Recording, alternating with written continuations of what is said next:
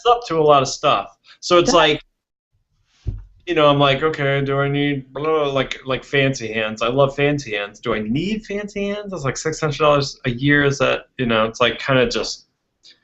Anyway, and then this is where I look at the camera. Oh, hello there. I didn't hear you come in. Welcome to. Anyway, I gotta pull up my funny joke. How are you, Patti, in general? I'm okay. I'm okay. You're saying that you know what? I'm okay, and I don't care what Barack Obama says about it. I think what I did was totally legal. Like you're saying that like someone was out there being like, Patti, this is not okay.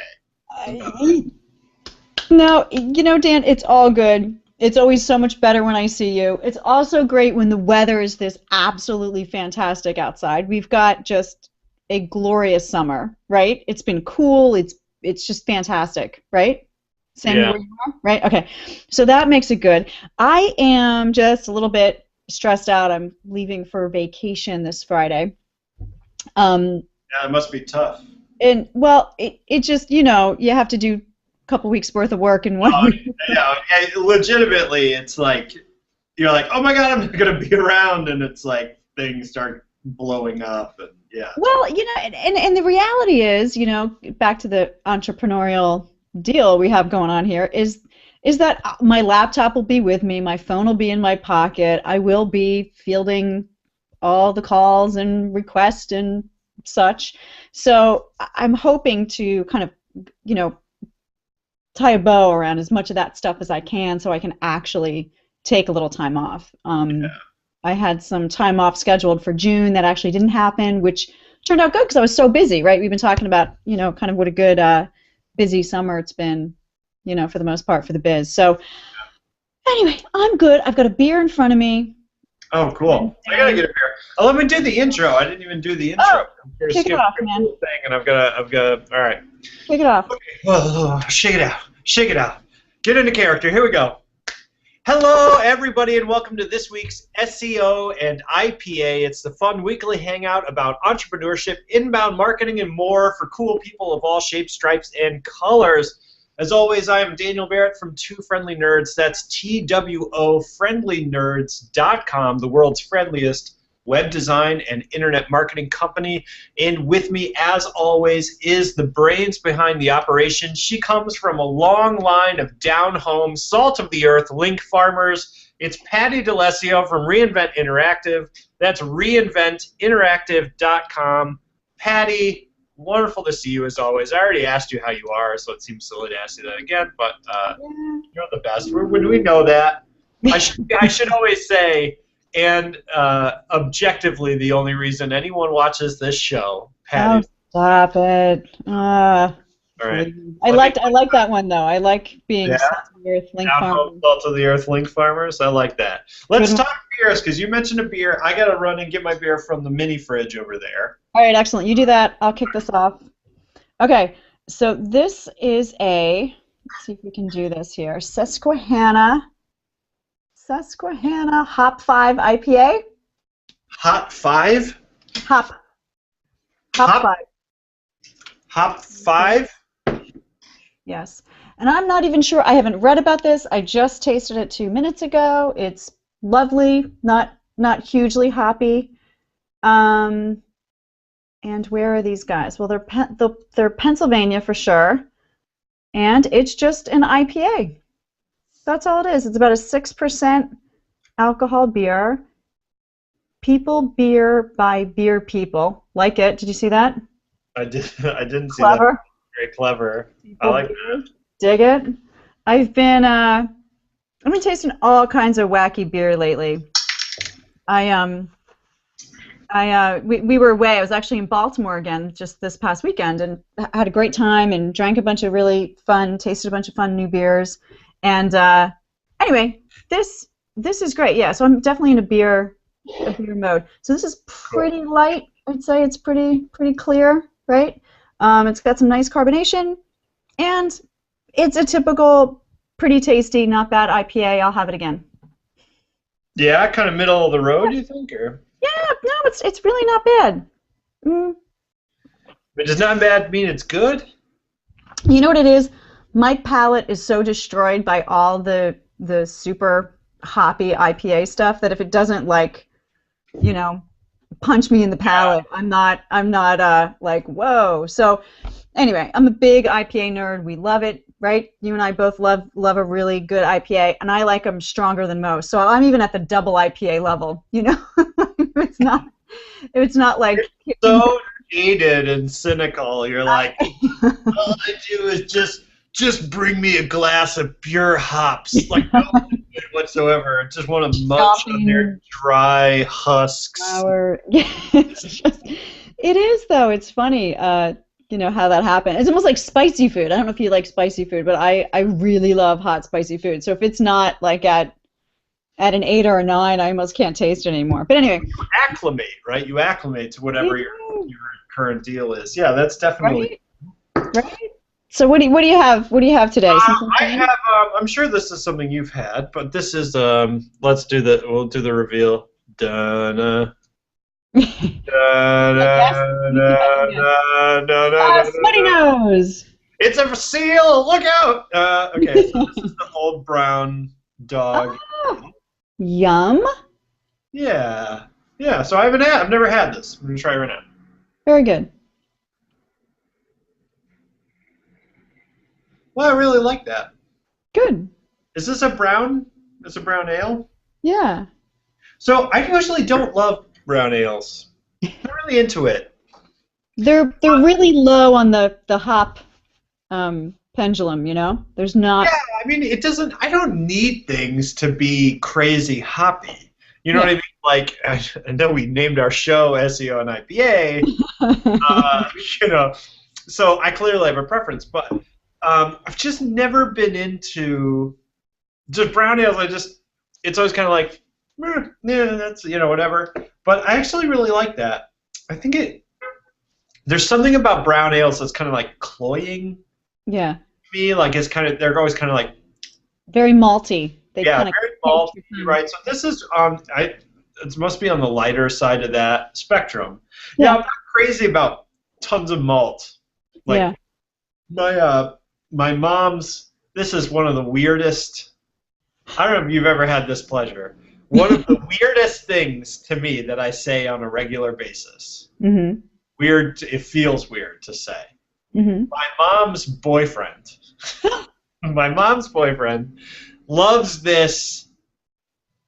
I think it's Belgian. I don't even know. It's like one of those European beers that Yeah. has just like a drawing of a dude who looks like he's 9,000 years old on the front. It's like got gold foil all over the. Oh yeah, yeah, yeah. Is it Saint Barnabas? I don't know. I don't even remember. But the whole thing was like he couldn't find it. You finally Yeah. found it in Connecticut or whatever, and he was like, "You gotta try this." And he like gave me like a 6-pack of it, and I was like, "Thank you so much." I like Belgian beers. It was like just malt for days, like, and I just couldn't get into it. Like I wanted to like it, but anyway. Hold on. If I got that right, I want to know. All right. Okay. I will. I'll figure it out for you. We'll have to look that up. Old dude on the label. I think I got it. But okay, we'll come back to that. Okay, so let's talk.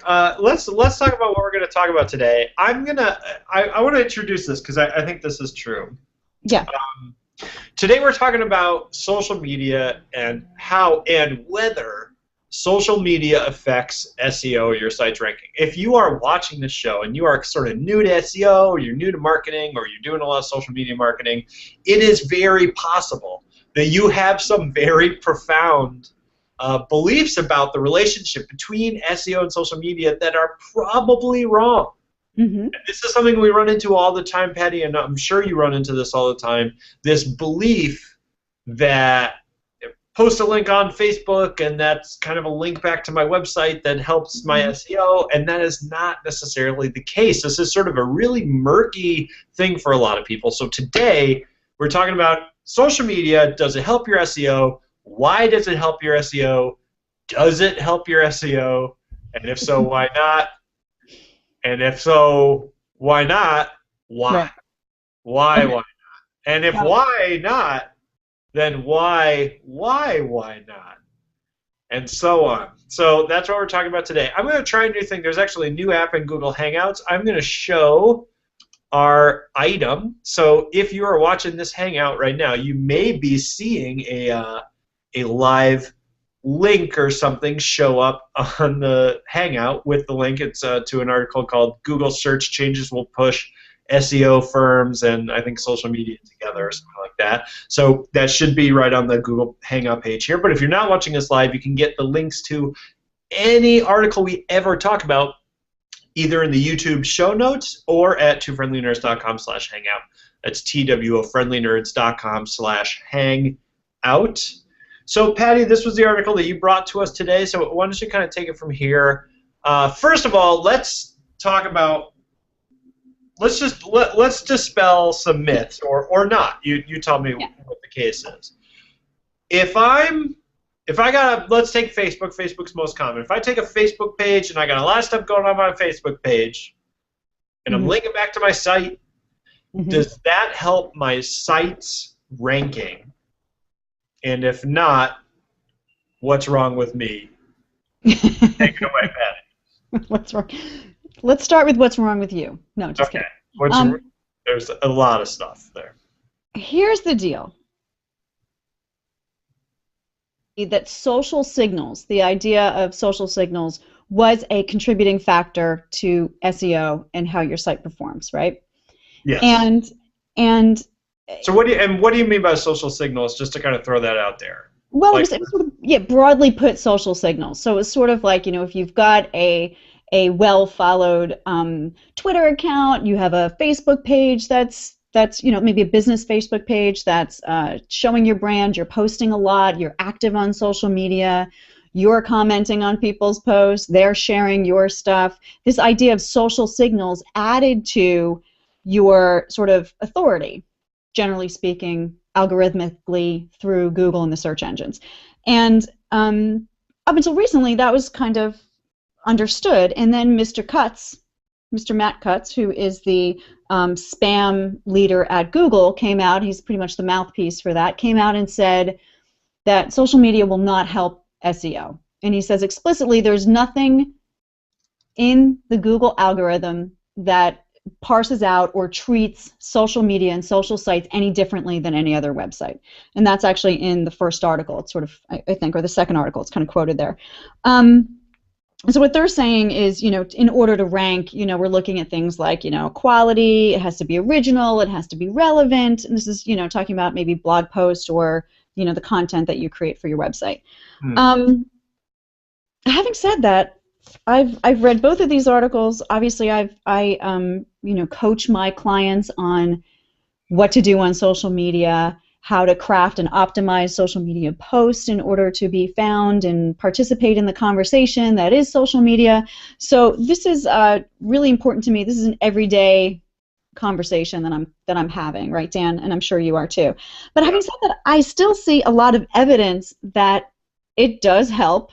It does help SEO. I'm convinced that it does. Now, whether it has to be baked into the algorithm in such a way that, if you do X, Y, and Z, you can game the system and the algorithm and show better, it's probably not the case. But there is evidence. Well, I don't know.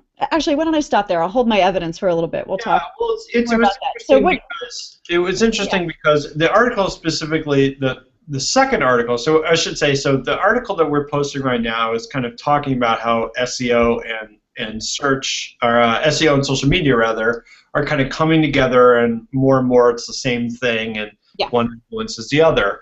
The second article, which I'm going to put on screen right now for you guys, so you should see right now, you should see an article called "Why Social Media Does Not Help SEO," which takes like the opposite point. He points out that Cutts, so the Matt Cutts Google spam guy, says that the relationship between the two is correlative, not causative, meaning that people see high social signals to high-ranking sites and assume that high social signals improve rank.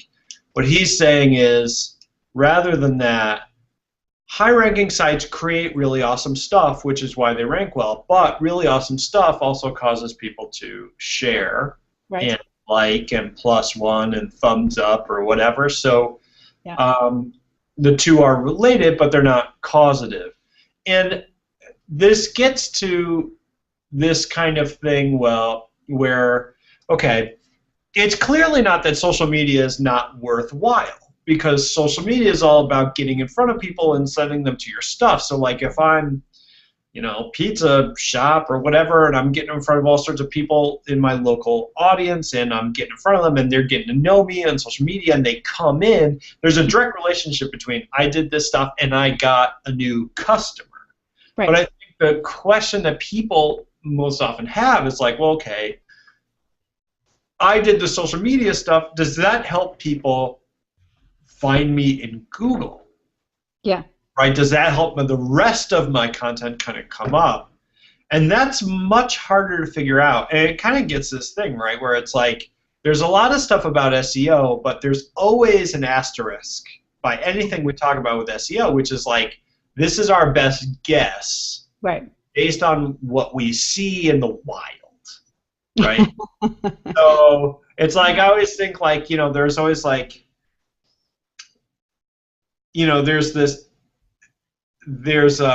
I watched this documentary about this bird in, I think it's like the American South or whatever, that's like supposed to be extinct, like the white woodpecker or something like that, right? And it's like they think there's like one left, but because you can't find it, it's extinct, even though it's like could not be extinct. You know what I mean? And that's the sort of like weird sort of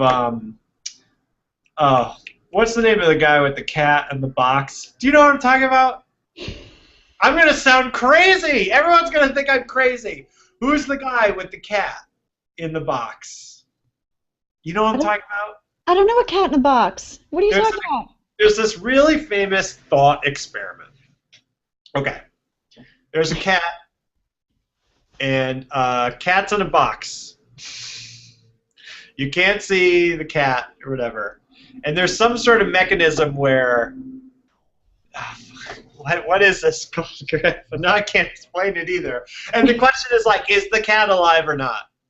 And it's in the box, and you can't see it. So there's no way to tell if the cat's alive or not. So the cat exists in like a half alive, half not alive. I'm Googling this. Google. Oh, Jesus. Cat box alive, dead. Okay. The suggested search. Cat box alive, dead. Google. Schrodinger's cat. Thank you. Okay. Ah, Google, I love you. Never mind. Everything I've ever said about you. You're the best. Schrodinger's cat. The cat. The cat is simultaneously alive and dead. You've never heard this? Dude, I went to college for computers. Yeah. You know? All right. Anyway, I'm going to share. I'm very now, one-dimensional, Dan. Because to prove that I'm not crazy, I'm sharing now the link on the screen to the Schrodinger's cat Wikipedia entry. You should check it out. It's fascinating. It has to do with like quantum physics. Hold on. Can this just be, if a tree falls in the woods and there's no one there, did it make a sound? I mean, is that? No, it's more complicated than that. It illustrates what he saw as the problem of the Copenhagen interpretation of quantum mechanics applied to everyday objects. It's like a paradox that it's like a physics thought experiment. Anyway, read Dude, make your point, or I'm gonna like take over. My point is, it's hard to know what works in SEO. That whole story was that. So it's like our understanding is constantly shifting and whatever. So that was the entire point.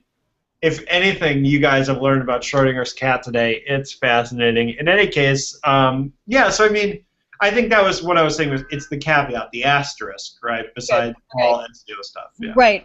Okay. So what do I take? Dead or alive? Okay. So what do we take away from this? Obviously, we're not going to take away like no one's saying stop doing social media. Right. Except maybe me. No, you're not. I know, but I don't. I like social media. So, so what do I take away from it?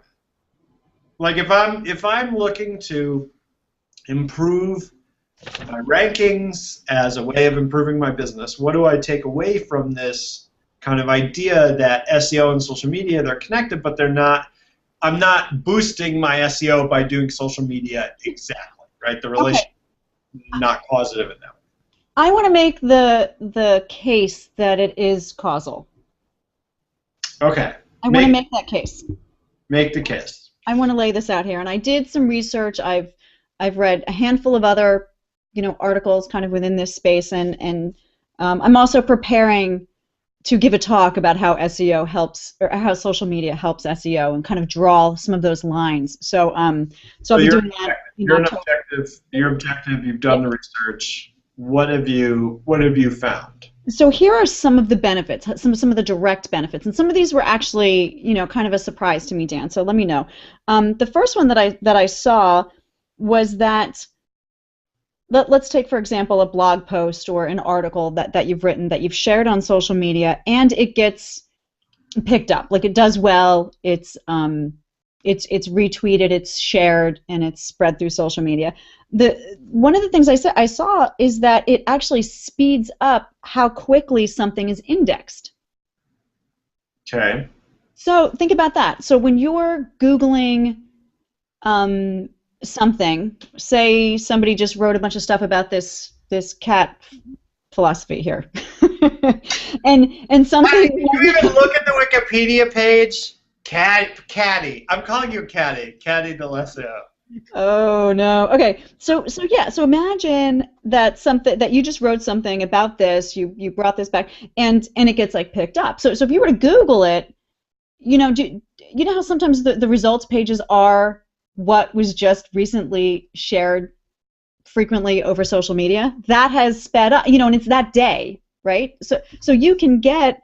I saw a statistic of 50% faster indexed, like crawl indexed. You can get your content indexed faster if it gets picked up on social media. And again, we're not talking about the average, blog post, but something that does get moving, not exactly viral, but it does start getting shared. It's really good quality content. It's original. It's maybe a new idea. It's going to speed up how quickly something is indexed. Now, that alone will help SERP, right?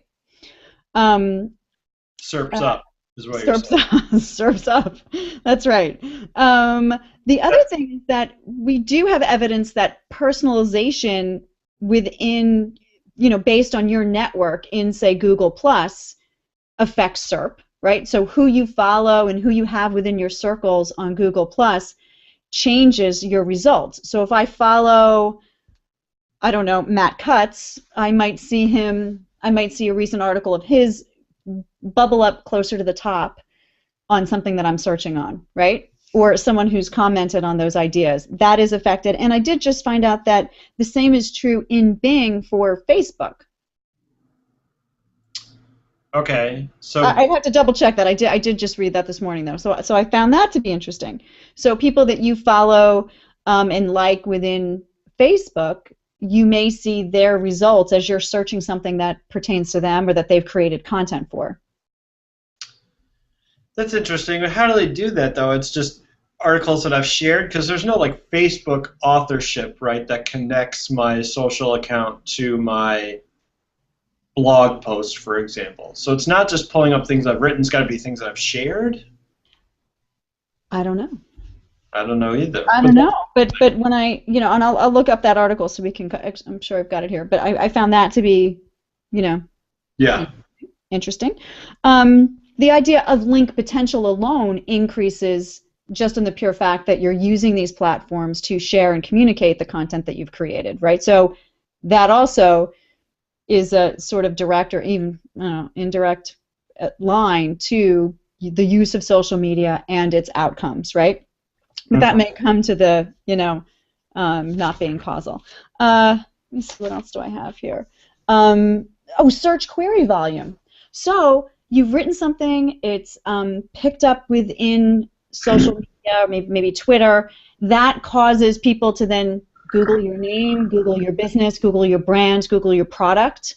So increasing that volume will then also have a direct impact on SERP. And then I like the idea of how your SERP, your page one for either your brand, your product, your name, ends up getting filled up with those accounts, right? So if I Google Dan Barrett, I don't know if you want to do that. Well, you've got the music thing, so yours Yeah, is jazz trombonist. It dominates. but okay, so it might look something like, your company's page, like your about page or your URL. And then the rest of that first page in SERP is going to be your LinkedIn profile, your Facebook account, your Twitter account. If it's done well, if your name's not Robert Smith, or if you're kind of unique enough. And I think that also kind of helps SERP as well. Ideally your website that you want to drive people to is kind of bubbled above, say some of your other accounts, but I don't know, Dan. What do you think? Am I making a case? I see these things as connected, and I see them as a beneficial relationship, right?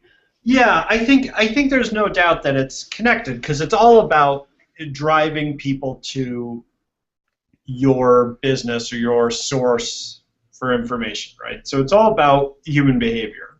Yes. And so I think that there's no doubt, it's just like you said, in a lot of ways they're indirectly connected. Right? Mm-hmm. But I think a lot of people think it's directly connected. Yeah.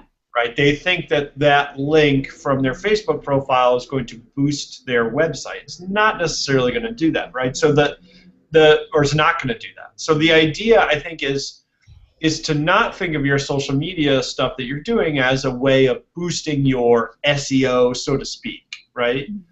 It's always got to be about, if I put this link out there into the world, and this goes for on your website or social media or whatever, who's going to follow it, and do I care if they see my stuff? Like, your goal should always be like, I want to drive behavior from people who are in my target market, who are my ideal clients, right? And I want them to come to the link. And if they're coming to the link, then you don't even care if it boosts your rank, right? Right.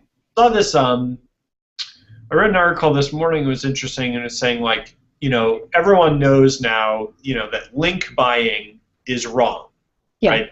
Or not wrong. It's not morally wrong, but like, link buying is bad for SEO. If someone comes to you and says, give me $300 and I'll build you 1,000 backlinks, run the other way, because that's going to kill your ranking, and Google will penalize you for that, etc. But the point of this article was, that's not actually true. Like, link buying's not bad. Link buying for SEO is bad. Yeah. So, for example, if you bought 200 links on a site that dealt with had an audience to your target market, you followed every single one of those links. So you're not getting any SEO benefit from it, but you're getting a number of clients from those links. Mm-hmm. Then that's an awesome purchase, right? You should 100% do that, right? So, yeah, I mean, I think it's like, it's one of those things where it's like you're always thinking about human behavior. Oh, my wife just got here. Oh, do you want to be on the Hangout? Come show how pregnant you are. Yay! I got my wife. She's so pregnant. Here we go. Yay! Yay! Yeah, look at that. That's super pregnant. That's gorgeous. I love it. Yeah, that's really cool. All right. Beautiful. Yay. Beautiful. Yay. So anyway, yeah, so as in all things, right, human behavior is what we care about, not so much SEO juice. It is, and they mention that in the article, Dan. They say, it's all about driving that, quality, original content, relevant content, increasing your authority, user engagement, and then also,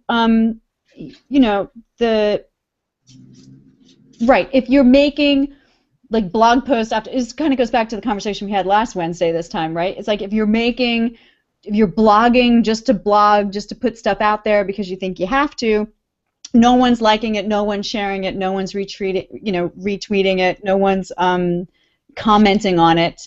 No one gives a crap about you and what you're saying. Right? Then it's not going to help you. There's less benefit, and what are we doing? So it's all about creating that user engagement, getting people to your site, and and then there's no authorship images anymore either. So yeah, that's a bum out.